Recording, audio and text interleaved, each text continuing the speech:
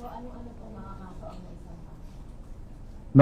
Nakasuhan na po sila. Of course, nakakulong po sila ngayon.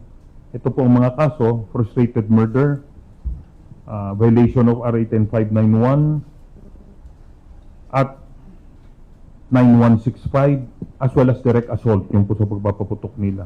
Dahil ang na-recover po dun sa kanila ay 7 sachets of containing what is suspected to be illegal drugs, shabu, 3 hand grenades and 1 flashbang, 1 Vector caliber 9mm pistol, 1 .45 caliber pistol, and 1 5 bullet po dun sa area. Tinutukan po nila ang ating di ba? Ang ating mga kapulisan.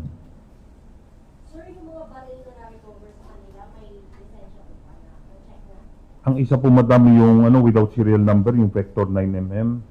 Yung isang caliber pistol naman ay walang brand or trademark as well as serial number. So most probably it's either it's unregistered or it's registered, kaya final away nila yung serial number.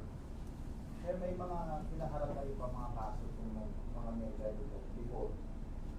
Meron na po. Again, yung po ang titignan nga natin, mapa-finalize natin ang lahat ng mga pwedeng kinaharap nila at mga activities nila upon the completion of the investigation. Given po na